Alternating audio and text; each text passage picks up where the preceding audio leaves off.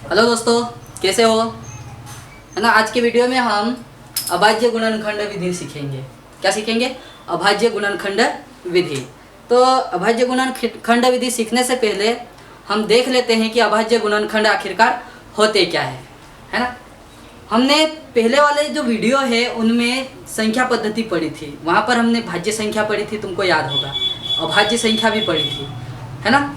तो वो यदि नहीं देखा हो तो जाके देख लेना, तो ये वीडियो और अच्छे से समझ में आएगा। ठीक है। तो किसी भी भाज्य संख्या को यदि उसके अभाज्य रूप में हम तोड़ दे, अभाज्य गुणनफल के रूप में यदि तोड़ दे, तो उसी को बोलते हैं हम अभाज्य गुणनखंड। ठीक है ना। कैसे? जैसे यदि छोटी संख्या की बात करें तो छोटी संख्याओं में हम आसानी से सोच सकते हैं कि इसके गुणनखंड कौन कौन होंगे। जैसे कि यदि हम 10 की बात करें, किसकी बात करें? 10 की बात करें तो 10 में हम क्या देखेंगे कि इसके दो अभाज्य गुणनखंड रहेंगे। कौन कौन रहेगा? एक 2 रहेगा और एक 5 रहेगा। मतलब कि 10 को हम 2 गुणित 5 भी लिख सकते हैं। और जैसे इससे थोड़ी बड़ी संख्या ले ले, जैसे हम 12 ले लें। क्या ले लें? 12 ले लें। तो इसमें भी हम देख सकते हैं कि देखो 2 गुणित 3। ठीक है ना। तो ये भी क्या है? अभाज्य गुणनखंड। देखो यहाँ पर जितने भी हमने गुणनखंड किए, मतलब कि 12 के जितने भी टुकड़े किए, वो कैसे है? अभाज्य है। 2 कैसा है? अभाज्य है। 3 कैसा है? अभाज्य है। तो यहाँ पर हम यह बात देखते हैं कि किसी भी भाज्य संख्या को उसके अभाज्य गुणनखंडों के गुणनफल के रूप में तोड़ सकते हैं। इनकी ज़रूरत हमें जब हम एलसीएम लेते हैं या फिर एचसीएम निकालते हैं किसी संख्या का, है ना। जब एलसीएम निकालते हैं या फिर एचसीएफ निकालते हैं तो वहाँ पर हमको इस विधि की ज़रूरत पड़ती है। तो देखते हैं हम कैसे करते हैं, है ना। बहुत सरल है। यदि जिन्होंने भाग करना सीखा होगा, जिन्होंने हमारा भाग का वीडियो देखा होगा, उसके लिए कोई कठिन बात नहीं होगी। ठीक है ना। क्योंकि इसमें हम केवल भाग देके ही इनको क्या करते हैं? तोड़ते हैं अभाज्य गुणनखंडों के रूप में। तो ठीक है। यहाँ तो छोटी संख्या देखें, जैसे हमारे पास बड़ी है, तो बड़ी संख्या को आसानी से हम नहीं सोच सकते हैं कि इसके गुणनखंड कितने होंगे या किस किस रूप के होंगे। तो वही हम देखते हैं। तो क्या देखते हैं अपन? जैसे 216 है। क्या है? 216 है। तो इसके अभाज्य गुणनखंड कैसे करते हैं? जब भी अभाज्य गुणनखंड करो ना तो भाग देना रहता है अपने को। जैसे 216 में हमको सोच के भाग देना रहता है कि किस संख्या का भाग पूरा जाएगा। भाग हर बार पूरा जाना चाहिए, है ना, दशमलव में नहीं। यहाँ पर है ना, गुणनखंड करेंगे तब भाग कैसा देंगे? हम पूरा जाए तभी देंगे, नहीं तो हम अगले अंक पे जाएंगे। तो यहाँ छोटे से बड़े की ओर चलते हैं। सबसे पहले हम छोटी संख्या का भाग देके देखेंगे, उसके बाद उससे बड़ी, यदि उसका नहीं जा रहा है तो उससे बड़ी लेंगे। सभी अभाज्य संख्या जितनी होती है हमारी, वो लेके हम देखेंगे भाग देके। ठीक है। तो सबसे पहले यदि बात करें तो यहाँ हम 2 का ट्राई करेंगे। किसका ट्राई करेंगे? 2 का, कि 2 का भाग जा रहा है कि नहीं, है ना। अब देखेंगे कि 2 का भाग 2 में जाता है। 2 एकम 2, कितनी बार गया? 1 बार गया। तो 1 हम निचले वाले उसके ठीक नीचे लिख देंगे। ठीक है ना। अब देखो 1 में 2 का भाग नहीं जा रहा है। जब हमने देखा था कि किसी संख्या में भाग नहीं जाता तो हम क्या लगाते हैं? 0। भाग नहीं जा रहा मतलब कि 0। ठीक है ना। अब दोनों में देंगे। 2 8 16। आया समझ में? ठीक ऐसा ही करना है। अगला देखते हैं भाग देखिए। और देखो अब 1 में नहीं जा रहा है, दोनों में देंगे तो 2 पंजे 10। कितनी बार में गया? 5 बार में। ठीक है। फिर 8 में देख के देखते हैं। 2 चौक 8, पूरा भाग जाना चाहिए, हम दशमलव में नहीं करेंगे। ठीक है। और देख के देखते हैं, यहाँ पर 2 दूनी 4, कितनी बार में गया? 2 बार में। बचा कितना यहाँ पर? 1। देखो 2 दूनी 4, ये 5 है तो 1 बच गया। तो 1 जो बचता है वो ठीक अगले वाले अंक के सामने लिखते हैं अपन। कैसा लिखते हैं? ठीक अगले वाले अंक के सामने रखते हैं, है ना। तो यहाँ 1 बचा तो ये कितना हो गया? अब 14 हो गया। अब 14 में भाग देंगे हम। 2 7 14। आया समझ में? ठीक है। अगला देखते हैं अपन, आगे और देखते हैं। अब देखो, अब 2 का भाग देख के देखते हैं 2 का जा रहा है कि नहीं। देखो 2 एकम 2 गया, पर 2 3 6 ही आया, 1 बच गया। अब पूरा भाग नहीं जा रहा है, इसलिए हम इससे बड़ी संख्या लेंगे, इससे बड़ी अभाज्य संख्या लेंगे। इससे बड़ी अभाज्य संख्या कौन होती है? 3। ठीक है ना। 3 का देके देखेंगे। देखो 2 में नहीं जा रहा है तो दोनों को एक साथ लेंगे, है ना। तो यहाँ पर देखते हैं अपन, 3 27, कितनी बार गया? 9 बार। ठीक है ना। अब देखते हैं, अब और देखते हैं। 3 3 9, 3 बार गया। अब 3 एकम 3। तो यहाँ पर समझ में आया होगा तुमको कि क्या किया हमने 216 के अभाज्य गुणनखंड कर लिए। मतलब कि 216 के हमने अभाज्य गुणनखंड कौन कौन से किए हैं, देखो 2 गुणित 2 गुणित 2 गुणित 3 गुणित 3 गुणित 3, देखो 2 गुणित 2 गुणित 2 गुणित 3 गुणित 3 गुणित 3, ये हुए इसके अभाज्य गुणनखंड। देखो ये पूरी अभाज्य संख्या है हमारी, आए समझ में ना। ऐसा ही करते हैं, मतलब कि 216 को हम इस रूप में भी लिख सकते हैं, 216 को इस रूप में भी लिख सकते हैं अपन, ठीक है, आया समझ में। चलो ठीक है, अगला सवाल देखते हैं। अब अगले में कैसा करेंगे, है ना। तो देखो अब 2 से भाग देने की यदि बात करें ना, यदि इकाई में यदि सम अंक आता है, कितना अंक आता है, सम संख्या या फिर 0, सम संख्या है इकाई में या फिर 0 आए तो 2 का पूरा पूरा भाग चले जाता है। तो यहाँ पर देखो इकाई में सम नहीं आ रहा है, क्या आ रहा है, विषम आ रहा है, तो 2 का भाग नहीं जाएगा। अब हो सकता है 3 का चले जाए, है ना, 7 का चले जाए, 5 का चले जाए, ठीक है ना। तो वो देखते हैं अपन। तो अब 2 से बड़ी अभाज्य संख्या कौन सी होती है, 2 का तो जाएगा नहीं इसमें, है ना। 2 से भाग जाने का एक ही नियम होता है कि यदि इकाई में सम अंक आ गया तो चाहे संख्या कितनी भी बड़ी क्यों ना दी हो, उसमें 2 का पूरा पूरा भाग चले जाता है, ठीक है ना। पर यहाँ पर इकाई में विषम संख्या है, विषम अंक है, इसलिए हम अब 2 से दे के नहीं देखेंगे। अब किससे दे के देखेंगे, 3 से देखते हैं अपन। 3 का भाग दे, देखो 9 में जाता है, 3 3 9। अब देखो 2 में नहीं जा रहा है, नहीं जा रहा है ना, तो दोनों अंकों को हमको क्या करना पड़ेगा, साथ में लेना पड़ेगा, इसीलिए यहाँ पर लगाएंगे हम 0। भाग नहीं जाने का क्या लगाते हैं अपन, 0, ठीक है। अब दोनों में एक साथ देंगे, है ना। तो 3 आम 27, 3 नाम 27, 27 नहीं अपने को तो 26 से कम होना है ना, ठीक है।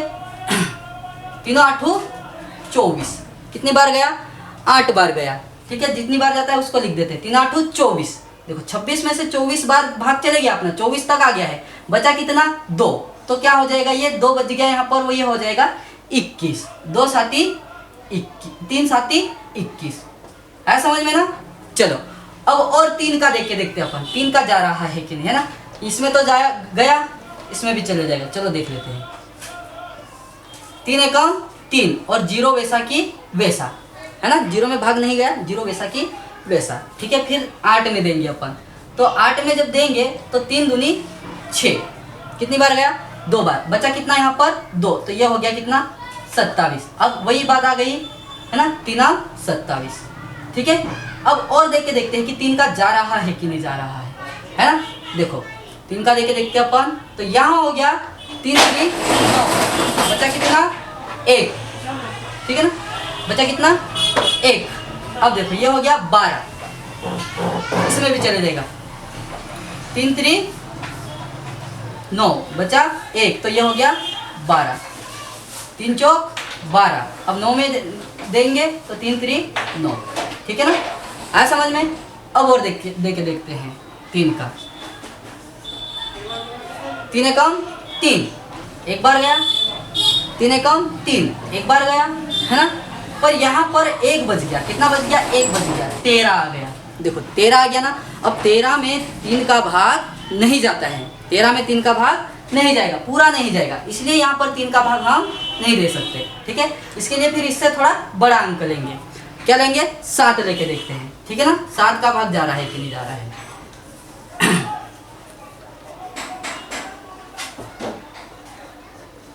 7 3 21, 7 चौक 28, 7 पंजे 35, 7 चौक 28, कितनी बार गया, 4 बार गया, ठीक है ना। अब देखो 28 गया तो 28 गया तो कितना बचा यहाँ पर 34 में से 28 गया तो कितना बचा, ध्यान रखना है अपने को, कितना बचा, 6 बचा। अब यह हो गया 63, है ना, 7 नाम 63, कितनी बार में गया, 9 बार में, ठीक है। अगला देखते हैं, आगे और देख के देखते हैं। देखो अब 49 आ गया है, तो 49 में किसका भाग चले जाएगा, 7 का, 7 7 49, फिर 7 में 7 का तो 7 एकम 7, ठीक है ना। देखो यहाँ पर हमारा गुणनखंड पूरा हो गया, मतलब कि हमने 9261 को गुणनखंडों के रूप में तोड़ दिया। तो कौन से रूप में तोड़ा हमने, देखो लिख देते हैं अपन 9261 बराबर, इसको इस रूप में भी लिख सकते हैं, 3 गुणित 3 गुणित 3 गुणित 7 गुणित 7 गुणित 7, ठीक है ना। इसको हमने अभाज्य गुणनखंड के रूप में तोड़ दिया। ऐसी बड़ी संख्याएं रहती है ना, तो उनको इसी विधि से हम अभाज्य गुणनखंडों के रूप में तोड़ते हैं। ठीक है, आया होगा समझ में। चलो अगला सवाल देख लेते हैं हम। अगला सवाल क्या है हमारे पास, देखो 9240 को अभाज्य गुणनखंडों के रूप में क्या करना है, तोड़ना है। ठीक है, कैसे करेंगे, यहाँ पर लास्ट में मैंने क्या बात की थी कि यदि सम अंक आए या फिर 0 आए तो 2 का भाग पूरा चले जाता है। तो यहाँ तो हम आंखें बंद करके भी 2 का भाग देंगे तो ये पूरा चले जाएगा। ठीक है, 2 का देंगे, देखो 2 चौक 8, बचा कितना 1, ये कितना हो गया 12 है ना, 2 6 12। ठीक है, अब 4 में देंगे तो 2 दूनी 4 और 0 वैसा की वैसा, बच गया ना ये। ठीक है, अगला देखते हैं अपन किसका जाएगा। अब 0 आ रहा है तो 2 का जाएगा ही, तो 2 का और देख के देखेंगे, 2 दूनी 4, 2 3 6, 2 एकम 2 और 0 का 0 और 0 आ गया और 2 का चले जाएगा। देखो देखते हैं 2, जब तक 1 नहीं आ जाए हमारा गुणनखंड 1 नहीं बचता तब तक अपने को भाग देते रहना है, तब हम इस संख्या को अभाज्य गुणनखंडों के रूप में तोड़ते हैं। ठीक है ना, तो 2 एकम 2, यहाँ भी 2 एकम 2, बचा कितना 1, 11 हो गया है। देखो 1 के आगे 1 लिख देंगे तो 11, अब 2 पंजे 10, बचा कितना 1, तो अब 0 के आगे 1 लिखेंगे तो कितना हो जाएगा 10, तो 2 पंजे 10। ठीक है, अब देखो अब विषम अंक आ गया, अब 2 का भाग नहीं जाएगा, अब किसका जाएगा वो देखते हैं अपन। अब या तो 7 का जाएगा 5 का जाएगा, 7 का जाएगा या फिर 5 का जाएगा या फिर 3 का जाएगा। ठीक है ना, ऐसा अपने को ट्राई करना है कि किसका जाएगा, है ना। डायरेक्ट देने की बात करें ना, तो डायरेक्ट यदि 0 2 पर दिखेगा नहीं, यदि 0 2 4 6 या 8 अंक ये अंक आते हैं तो 2 का भाग पूरा चले जाता है ना। और यदि आखिरी में 0 आए या फिर 5 आए, क्या आए, आखिरी में 0 आए या फिर 5 आए तो 5 का भाग पूरा चले जाता है। ये 2 बातें अपने को ध्यान रखना है।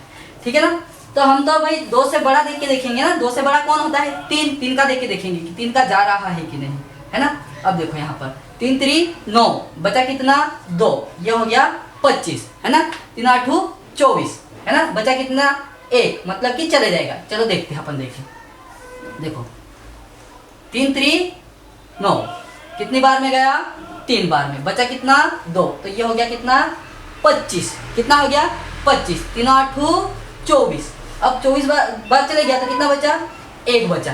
ठीक है ना, तो ये कितना हो जाएगा 15। ठीक इसके सामने लिखेंगे, जो भी अंक बचता है ना अगले वाले अंक के ठीक सामने लिखते हैं अपन, है ना। तो 3 पंजे 15 है समझ में। अब आगे और देखे देखते हैं 3 का जा रहा है कि नहीं, देखते हैं अपन, देखिए 3 एकम 3, है ना, 3 दूनू 6, बचा 2, देखो ये 25 हो जाएगा, इसमें 3 का भाग नहीं जाएगा, है समझ में ना। तो किसका देख के देखेंगे आप 5 का, क्योंकि 5 आया है आखिरी में तो 5 का भाग चले जाएगा। तो 5 का लेके देखते हैं अपन, तो 5 6 30, है ना। देखो पहले में नहीं जा रहा है तो पहली फर्स्ट बार में ही यदि करते हैं हम, पहले ही बार में यदि भाग नहीं जा रहा है तो 2 अंकों को एक साथ ले सकते हैं। ये भाग में हमने देखा था ना, याद होगा तुमको। चलो देखते हैं, तो कितने बार 5 6 30, है ना, और 2 अंक ले रहे हैं इसलिए 5 6 30, 5 7 35, कितनी बार गया 7 बार, बचा कितना 3, मतलब कि ये कितना हो गया 35 हो गया, कितना हो गया 35। जो 3 बचा उसको ठीक 5 के सामने लिखेंगे। ठीक है ना, तो देख लेते हैं अपन, 35 हो गया तो 5 7 35, है समझ में। अब 77 बच गया है, 77 में किसका भाग जाएगा 7 का चले जाएगा, 7 एकम 7, 7 एकम 7, अब 11 बचा है। अब 11 तो एक अभाज्य संख्या है, इसमें 11 के अलावा किसी का भाग नहीं जाता है, तो हम किसका देंगे अब 11 का ही देंगे, तो 11 एकम 11। देखो अब हमने किसको 9240 को अभाज्य गुणनखंडों के रूप में तोड़ दिया है।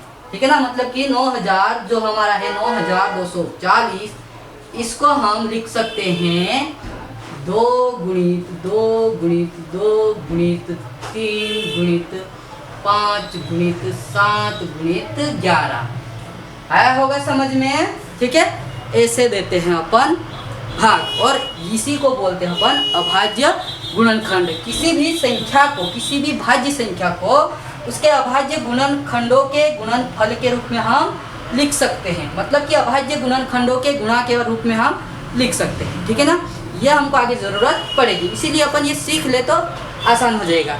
आया समझ में ना? चलो अब अगला वाला सवाल। ठीक है, अगला वाला सवाल एक काम करना, तुमने करके देखना, यदि कुछ दिक्कत आती है तो मुझे कमेंट बॉक्स में बताओ, है ना। कुछ भी यदि समझ में नहीं आता है या फिर कुछ भी दिक्कत आ रही है तो मेरे को बताओ, ठीक है। मैं और अच्छे से कोशिश करूँगा, ठीक है। Thank you.